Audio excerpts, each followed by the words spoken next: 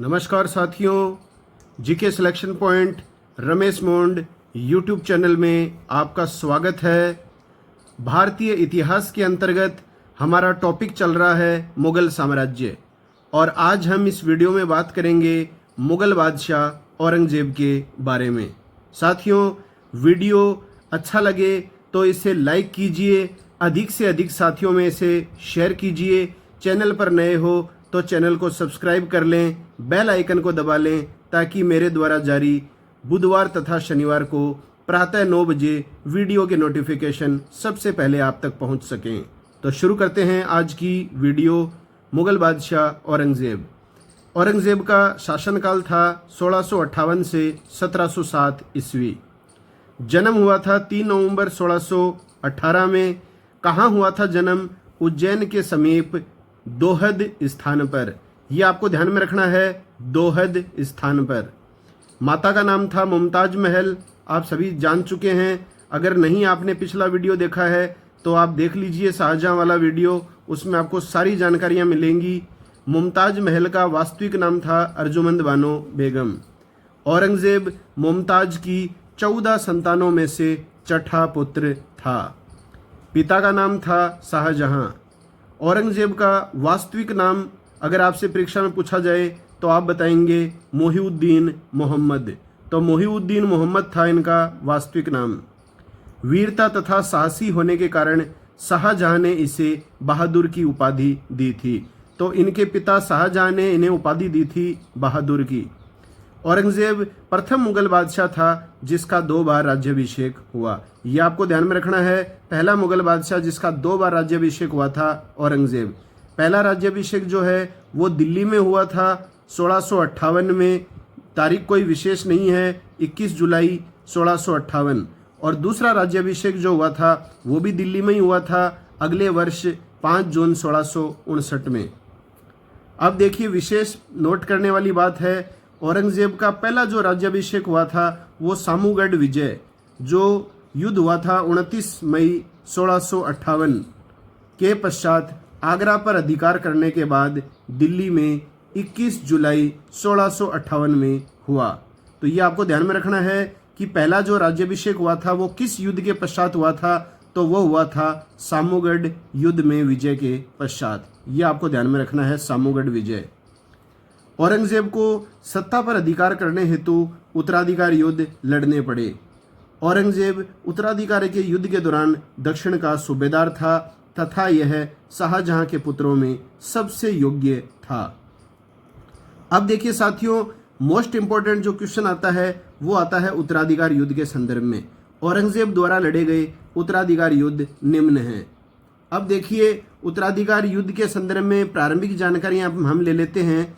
इस उत्तराधिकार युद्ध में जहां आरा ने दारा शिकोह का पक्ष लिया था। रोशन आरा जो थी उसने पक्ष लिया था औरंगजेब का, और गोहन आरा जो थी उसने पक्ष लिया था मुराद बख्श का। तो जहां आरा जो थी वो शाहजहां की पुत्री थी। इसने सबसे बड़े शाहजहां के पुत्र दारा शिकोह का पक्ष लिया था। रोशन आरा ने जो है औरंगजेब का लिया और गोहन आरा ने मुराद बख्श का पक्ष लिया। अब देखिए, शाह शुजा ने बंगाल में तथा मुराद ने गुजरात में स्वयं को बादशाह घोषित कर दिया था। इस समय औरंगजेब ने कूटनीतिक चुप्पी बनाए रखी। अब देखिए साथियों, मोस्ट इंपॉर्टेंट है उत्तराधिकार युद्धों का क्रम। ये क्रम आपको ध्यान में रखना है और कौन सा युद्ध किस वर्ष लड़ा गया। तो जैसा कि हमें पता है कि 1658 और 1659 में ही ये पांचों युद्ध लड़े गए हैं, इसलिए आपको क्रम ध्यान रखने के लिए आप इन तारीखों पर भी थोड़ा सा गौर कर सकते हैं। हालांकि देखिए साथियों, कभी भी तारीख आपसे नहीं पूछी जाती है, लेकिन तारीख अगर आपको याद नहीं होगी तो इनका क्रम आप कैसे याद रखेंगे। तो उत्तराधिकार युद्धों के क्रम में सबसे पहले युद्ध लड़ा गया था बहादुरगढ़ का या बहादुरपुर का युद्ध। ये सबसे पहला युद्ध था 14 फरवरी 1658 को। इसके बारे में हम विस्तार से आगे चर्चा करेंगे। अभी आप क्रम के रूप में याद रख लीजिए। सबसे पहले लड़ा गया था बहादुरगढ़ या बहादुरपुर का युद्ध 14 फरवरी 1658। इसके बाद में लड़ा गया था धर्मत का युद्ध। ये इंपॉर्टेंट है। धर्मत का युद्ध लड़ा गया था 15 अप्रैल 1658 को। तीसरा लड़ा गया था सामूगढ़ का युद्ध, जिसकी अपन ने बात की थी कि इस युद्ध के बाद में इसका पहली बार राज्याभिषेक हुआ था औरंगजेब का। ये लड़ा गया था 29 मई 1658 को। इसके बाद लड़ा गया था खजुआ का युद्ध 3 जनवरी 1659 को। और सबसे आखिरी जो अंतिम उत्तरदायी जो युद्ध था इस उत्तराधिकार युद्धों के क्रम में, वो था दौराई या देवराई का युद्ध। ये लड़ा गया था अप्रैल 1659 को। अब देखिए किन किन के मध्य ये युद्ध हुआ था। तो शाहजहां के 4 पुत्रों के मध्य ये उत्तराधिकार युद्ध चला था। दारा शिकोह, शाह शुजा, औरंगजेब और मुराद बख्श के मध्य ये उत्तराधिकार युद्ध संपन्न हुआ था। अब देखिए, अब हम बात करेंगे उत्तराधिकार युद्धों के बारे में। तो सबसे पहला जो उत्तराधिकार युद्ध था वो था बहादुरगढ़ या बहादुरपुर का युद्ध। ये लड़ा गया था 14 फरवरी 1658 को। अब देखिए साथियों, आपको ये ध्यान में रखना है कि ये युद्ध किन के मध्य लड़ा गया था। तो यह युद्ध शाह शुजा तथा शाही सेना, शाही सेना का मतलब यह क्या है, यहाँ पर क्या है, शाहजहां की सेना। तो शाह शुजा जो शाहजहां का पुत्र था, एक तरफ तो शाह शुजा था और दूसरी तरफ थी मुगल सेना। और मुगल सेना का नेतृत्व कर रहे थे सुलेमान शिकोह तथा मिर्जा राजा जयसिंह। मिर्जा राजा जयसिंह जो थे वो आमेर के शासक थे और सुलेमान शिकोह जो था ये शाहजहां के पुत्र दारा शिकोह का पुत्र था। तो इनके मध्य ये युद्ध लड़ा गया था और बनारस के समीप बहादुरगढ़ में ये युद्ध लड़ा गया था, इसलिए इस युद्ध का नाम रखा गया है बहादुरगढ़ का युद्ध। अब इस युद्ध में पराजय किसकी हुई, तो शाह शुजा जो था वो पराजित हुआ और शाही सेना विजयी रही। अब देखिए, दारा के बड़े पुत्र सुलेमान शिकोह जिसने मुगल सेना का नेतृत्व किया था को औरंगजेब ने 1662 में ग्वालियर के किले में जहर देकर मरवा दिया। तो ये जो दारा शिकोह का पुत्र था सुलेमान शिकोह, इसको कैसे मरवाया गया औरंगजेब के द्वारा, ग्वालियर के किले में जहर देकर 1662 में। अगला युद्ध है, वेरी इंपॉर्टेंट है, कई बार परीक्षाओं में आता है, धर्मत का युद्ध। धर्मत का युद्ध हुआ था 15 अप्रैल 1658 को। इस युद्ध में औरंगजेब तथा मुराद की सेना ने जसवंत सिंह तथा कासिम खां की शाही सेना को हराया। तो ये जो धर्मत जो स्थान है ये पूछा जाता है, ये मध्य प्रदेश में है, उज्जैन में, उज्जैन के समीप। तो ये प्रश्न कई बार आता है, धर्मत स्थित है, तो ये मध्य प्रदेश में उज्जैन के समीप है धर्मत। और ये युद्ध किन के मध्य हुआ था, तो इसमें औरंगजेब और मुराद की संयुक्त सेना जो थी, दोनों भाइयों की संयुक्त सेना थी और इस संयुक्त सेना ने शाही सेना को हराया था। शाही सेना का नेतृत्व कौन कर रहा था, जसवंत सिंह तथा कासिम खां। ये आपको ध्यान में रखना है, जसवंत सिंह तथा कासिम खां दारा शिकोह की ओर से इस युद्ध में लड़े थे। जसवंत सिंह जब धर्मत से पराजित होकर जोधपुर पहुंचा तो रानी ने उसे किले में नहीं घुसने दिया। बोली, आप क्षत्रिय होकर पराजित होकर कैसे आ सकते हैं। तीसरा है सामूगढ़ का युद्ध। ये हुआ था 29 मई 1658 को, आगरा के समीप लड़ा गया था ये युद्ध। इस निर्णायक युद्ध में औरंगजेब तथा मुराद की सम्मिलित सेना ने दारा तथा शाहजहां की सेनाओं को पराजित किया। तो देखिए, पिछला जो युद्ध लड़ा गया था धर्मत का युद्ध, उसमें भी औरंगजेब तथा मुराद दोनों की एक साथ संयुक्त सेना थी और इस सामूगढ़ के युद्ध में भी औरंगजेब और मुराद दोनों की सम्मिलित सेना थी। और इसने क्या किया था, मुगल सेना जो शाही सेना थी शाहजहां और दारा की सेनाओं को पराजित कर दिया तथा आगरा पर जो है औरंगजेब तथा मुराद का कब्जा हो गया। विजय प्राप्त करने के पश्चात शाहजहां को बंदी बनाकर आगरा के किले में मुसम्मन बुर्ज में कैद कर लिया गया। ये परीक्षाओं में प्रश्न पूछा जाता है कि किस युद्ध के पश्चात शाहजहां को आगरा के किले में मुसम्मन बुर्ज में कैद कर लिया गया, तो वो युद्ध है सामूगढ़ का युद्ध। सामूगढ़ की विजय के बाद कूटनीति से औरंगजेब ने मुराद को बंदी बनाकर ग्वालियर के दुर्ग में भेज दिया तथा उसकी हत्या करवा दी। तो मुराद भविष्य में इसको चुनौती दे सकता था औरंगजेब को, इसलिए इसने इस चुनौती का भी समापन कर दिया। क्या किया, औरंगजेब ने सामूगढ़ के युद्ध में विजय के बाद मुराद को बंदी बनाकर कहाँ भेजा, ग्वालियर के दुर्ग में भेज दिया और उसकी वहां हत्या करवा दी। अगला युद्ध है साथियों, देखो बीच में है ये खजुआ का युद्ध। ये हुआ था 3 से 5 जनवरी 1659 को। इलाहाबाद के निकट पड़ता है ये खजुआ और इस युद्ध में औरंगजेब ने शुजा को पराजित किया। पराजित होकर शुजा अराकान बर्मा भाग गया। तो शुजा जो है पराजित होकर बर्मा भाग गया और यहीं पर सुजा की क्या हो गई, मृत्यु हो गई। तो ये रोड़ा भी यहाँ जो है वो समाप्त हो गया, सुजा।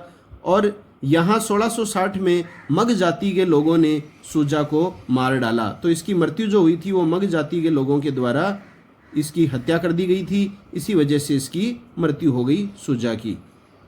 अब देखिए, अंतिम उत्तराधिकार युद्ध यदि आपसे पूछा जाए तो वो था दोराई या देवराई का युद्ध। अजमेर के निकट पड़ता है ये दोराई देवराई स्थान, और इसी स्थान पर ये युद्ध लड़ा गया था, इस वजह से युद्ध का नाम है दोराई का युद्ध। अप्रैल 1659 में लड़ा गया था। अजमेर के निकट दोराई घाटी में लड़े गए इस युद्ध में औरंगजेब ने दारा को अंतिम रूप से पराजित कर दिया। तो औरंगजेब ने अपने भाई दारा को अंतिम रूप से पराजित कर दिया, और अब स्वतंत्र जो सत्ता है वो किसके हाथों में आ गई, औरंगजेब के हाथों में आ गई। अब देखिए, मलिक जीवन नामक बलूची सरदार के विश्वासघात के कारण दारा पकड़ा गया। वह उसे न्यायाधीशों ने विधर्मी घोषित कर मृत्युदंड दे दिया। तो मलिक जीवन जो था वो बलूची सरदार था जिसने विश्वासघात किया था दारा के साथ, इसी वजह से जो है दारा पकड़ा गया था और न्यायाधीशों ने दारा को विधर्मी घोषित करके उसे मृत्युदंड दे दिया। अब देखिए, एक इतिहासकार है जिसने दारा को मृत्युदंड देते अपनी आंखों से देखा था प्रत्यक्ष रूप से। तो अगर ऐसा प्रश्न आता है परीक्षा में तो इसका उत्तर आएगा बर्नियर। तो बर्नियर ने दारा को मृत्युदंड देते अपनी आंखों से देखा था। और बर्नियर किसके शासनकाल में भारत आया था, तो शाहजहां के शासनकाल में भारत आया था। आप पिछली सभी वीडियोस को लगातार देखिए, लगातार देखने से आपको आगे की वीडियो और अधिक अच्छी समझ में आएगी। बर्नियर 1658 में शाहजहां के अंतिम समय में भारत आया था। अब देखिए साथियों, नादिरा बेगम। नादिरा बेगम कौन थी? ये दारा की पत्नी थी। इनका बीमारी के कारण दादर में स्वर्गवास हो गया था। मलिक जीवन ने दारा तथा इसके पुत्र सिपहर शिकोह को औरंगजेब को सौंप दिया। यह आपको पता ही है, दारा और इसके पुत्र सिपहर शिकोह को औरंगजेब को किसने सौंपा था, तो वो मलिक जीवन ने सौंपा था। दारा को हुमायूं के मकबरे में दफनाया गया। अब देखिए, बात आती है सरमद। सरमद कौन था? तो ये था दारा का साथी मित्र जिसे इस्लाम की आलोचना करने के कारण मृत्युदंड दिया गया था। सरमद शरीयत की उपेक्षा करता था तथा शरीयत की उपेक्षा करने वालों को मजजूब कहा जाता था। तो शरीयत की उपेक्षा करने वालों को क्या कहा जाता था? मजजूब कहा जाता था। औरंगजेब तथा मुराद के बीच हुए समझौते में दारा को रईस अल मुलाहिदा, या इसका शाब्दिक अर्थ होता है अपधर्मी शहजादा, कहा था। तो इसमें आपको विशेष रूप से बात ध्यान में रखनी है कि औरंगजेब और मुराद के बीच में जो समझौता हुआ था, इस समझौते में दारा शिकोह को क्या कहा गया था? अपधर्मी शहजादा या रईस अल मुलाहिदा। औरंगजेब ने अपनी तीसरी पुत्री का विवाह दारा के पुत्र सिपहर शिकोह के साथ की तथा औरंगजेब ने अपनी पांचवी पुत्री का विवाह मुराद के पुत्र इजीद बख्श के साथ किया था। राज सिंहासन पर बैठने के पश्चात औरंगजेब का सर्वप्रथम फारस के शाह ने मान्यता प्रदान की। तो राज सिंहासन पर बैठने के पश्चात औरंगजेब को सर्वप्रथम किसने मान्यता दी थी? तो फारस के शाह के द्वारा मान्यता दी गई थी। शाह ने एक दूत मंडल औरंगजेब के दरबार में भी भेजा था। अब देखिए साथियों, औरंगजेब ने सत्ता प्राप्ति के पश्चात कौन सी उपाधि प्राप्त की थी? तो वो उपाधि थी अबुल मुजफ्फर आलमगीर। तो अबुल मुजफ्फर आलमगीर की उपाधि प्राप्त की थी औरंगजेब ने सत्ता प्राप्त करने के पश्चात। सिंहासन पर बैठते ही औरंगजेब ने 80 करों को समाप्त कर दिया। इसमें 2-3 कर हैं जो आपको ध्यान में रखने हैं। एक तो राहदारी कर, ये पूछा जाता है राहदारी कर क्या था? तो ये था परिवहन शुल्क। एक पूछा जाता है पानदारी, तो पानदारी था चुंगी कर। और एक आता है अबवाब। अबवाब क्या था? स्थानीय कर। ये प्रमुख 3 कर थे 80 में से, जिनको औरंगजेब ने समाप्त कर दिया था। और कुल कितने करों को समाप्त किया था? 80 करों को। औरंगजेब ने उपाधि धारण की। तो उपाधि की हम बात पहले कर चुके हैं। तो देखिए, पूरी उपाधि जो थी वो आप ध्यान में रख लीजिए। वैसे तो आप अबुल मुजफ्फर आलमगीर ध्यान रख सकते हैं, पूरी उपाधि है अबुल मुजफ्फर मुहिउद्दीन मुजफ्फर औरंगजेब बहादुर आलमगीर बादशाह गाजी। और इसमें जो बहादुर जो शब्द आ रहा है वो मैं आपको पहले बता चुका हूं। औरंगजेब को बहादुर की उपाधि किसने दी थी? तो इसके पिता शाहजहां ने। अब बात करेंगे साथियों हम औरंगजेब की धार्मिक नीति। औरंगजेब की धार्मिक नीतियों को बिंदुओं के माध्यम से मैंने आपके बीच प्रस्तुत किया है। सभी के सभी बिंदु आप अच्छी तरह ध्यान में रखिएगा, हर बिंदु के संदर्भ में प्रश्न बनता है। पहला है औरंगजेब कट्टर सुन्नी मुसलमान था। तो औरंगजेब जो था वो कौन सा मुसलमान था? सुन्नी मुसलमान। इसकी धार्मिक नीतियों के कारण मुगल साम्राज्य का पतन हुआ। तो मुगल साम्राज्य के पतन का जो कारण है वो है औरंगजेब की धार्मिक नीतियां। औरंगजेब की धार्मिक नीति का प्रमुख उद्देश्य यदि आपसे पूछा जाए तो क्या था? भारत को दारुल हर्ब के स्थान पर दारुल इस्लाम बनाना।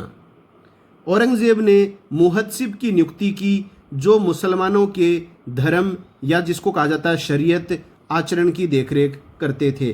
तो ये प्रश्न इंपॉर्टेंट है, परीक्षाओं में आता है कि किस मुगल बादशाह ने मुहत्सिब की नियुक्ति की? तो प्रशासन में मुहत्सिब की नियुक्ति की थी औरंगजेब ने। और इनका कार्य क्या था? मुसलमानों के धर्म आचरण की देखरेख करना। अब देखिए इनका एक कार्य के संदर्भ में प्रश्न बनता है, तो मैं आपके बीच कार्य प्रस्तुत कर रहा हूँ। मुहत्सिब जो पदाधिकारी होता था इसके क्या कार्य होते थे? मुसलमानों के धर्म आचरण की देखरेख करना, जुआ घरों तथा वेश्यावृत्ति को रोकना, सार्वजनिक स्थानों पर मादक द्रव्यों के प्रयोग को रोकना, मिल्लत जिसको कहा जाता है मुस्लिम प्रजा के नैतिक चरित्र की देखभाल करना, हिंदू मंदिरों व पाठशालाओं को नष्ट करना, माप व तोल की निगरानी करना। अब देखिए साथियों, मुहत्सिब नागरिकों के व्यक्तिगत जीवन में हस्तक्षेप नहीं करते थे। ये कथन आपको ध्यान में रखना है। अगला है औरंगजेब ने गाजी की उपाधि धारण की जो उसकी असहिष्णु व जिहादी मनोवृत्ति का प्रतीक था। अब देखिए साथियों, इसमें से प्रश्न इंपॉर्टेंट बनता है औरंगजेब के द्वारा लगाए गए प्रतिबंध। किस किस पर प्रतिबंध लगाया था वो देखिए। सबसे पहला है औरंगजेब ने 1663 में सती प्रथा पर पूर्ण प्रतिबंध लगा दिया। तो ये हम अच्छी बात मान सकते हैं कि सती प्रथा पर पूर्णतया प्रतिबंध लगाया था औरंगजेब ने। अकबर ने भी सती प्रथा को बंद करने का प्रयास किया था तथा कोतवाल को यह आदेश दिया कि किसी को इच्छा के विरुद्ध सती न होने दिया जाए। दूसरा है औरंगजेब ने 1668 में राजपूतों को छोड़कर सभी हिंदुओं को पालकी या अच्छे घोड़ों की सवारी पर प्रतिबंध लगा दिया। मतलब घोड़े की सवारी पर राजपूतों को छोड़कर सभी हिंदुओं जातियों के लिए औरंगजेब ने प्रतिबंध लगा दिया। तीसरा है औरंगजेब ने राजपूतों को छोड़कर सभी हिंदुओं को हथियार रखने पर भी प्रतिबंध लगा दिया। मतलब केवल राजपूत जाति के लोग ही अपने पास हथियार रख सकते हैं, बाकी हिंदू जाति के लोग जो हैं वो अपने पास हथियार नहीं रख सकते। अगला है औरंगजेब ने भांग उत्पादन, शराब तथा जुआ खेलने पर प्रतिबंध लगाया। औरंगजेब ने वेश्याओं को देश छोड़ने के आदेश दिए तथा 1668 ईस्वी में होली व दीपावली मनाने पर प्रतिबंध लगा दिया। अगर आपको ये प्रश्न नहीं पता है कि होली व दीपावली मनाना किस मुगल बादशाह ने प्रारंभ किया था, तो आप पिछले वीडियोस देखकर इस प्रश्न का उत्तर भली भांति प्राप्त कर सकते हैं। अगला है औरंगजेब ने गुरुवार की रात को पीरों की मजार तथा कब्रों पर दीपक जलाने की प्रथा पर रोक लगा दी थी। अगला है औरंगजेब कुशल वीणा वादक था। ये परीक्षाओं में प्रश्न आता है वीणा वादक कौन रहा है, तो वो था कुशल वीणा वादक था औरंगजेब। इसके बावजूद इसने दरबार में संगीत पर प्रतिबंध लगा दिया था। अब देखिए साथियों, औरंगजेब की धार्मिक नीतियों के अंतर्गत ये पॉइंट भी वेरी इंपॉर्टेंट है, आई बार परीक्षाओं में आता है जजिया कर। हिंदुओं से लिया जाने वाला कर था ये जजिया कर। औरंगजेब ने किस वर्ष हिंदुओं पर जजिया कर लगा दिया था, यह प्रश्न पूछा जाता है, तो वर्ष है 1679 में। 1679 में औरंगजेब ने हिंदुओं पर जजिया कर लगा दिया तथा हिंदुओं पर तीर्थ यात्रा कर भी लगा दिया था।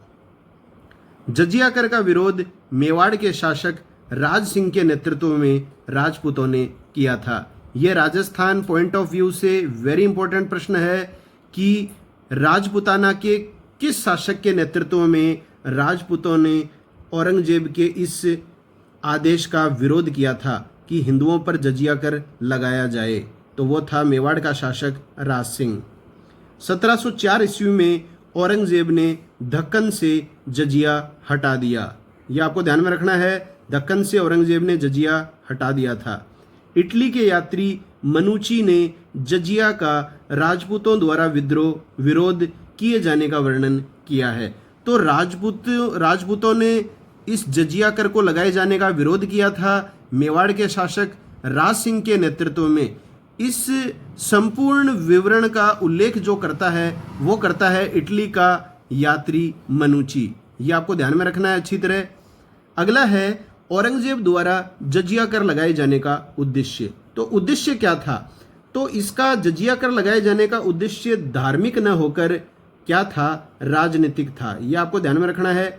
अब देखिए कारण, जजिया कर हिंदुओं पर लगाकर औरंगजेब राजपूतों व मराठों के विरुद्ध मुसलमानों को संगठित करना चाहता था। यह था जजिया लगाने का उद्देश्य औरंगजेब का। अगला है मोहम्मद हासिम, जो खफी खां के नाम से प्रसिद्ध रहे हैं इतिहासकार। इनके अनुसार इन्होंने क्या वक्तव्य दिया है जजिया कर के संदर्भ में, तो देख लीजिए। जजिया कर से वसूली की गई लाखों की रकम का थोड़ा सा हिस्सा भी शाही खजाने में नहीं पहुंचता था तथा जजिया से हिंदू लोग औरंगजेब से अत्यधिक नाराज हो गए। तो राजस्व की प्राप्ति भी औरंगजेब को नहीं हो रही थी और बदले में हिंदू लोग जो हैं वो औरंगजेब के कट्टर विरोधी भी बन गए थे। ऐसा स्टेटमेंट दिया है मोहम्मद हासिम या खफी खां ने।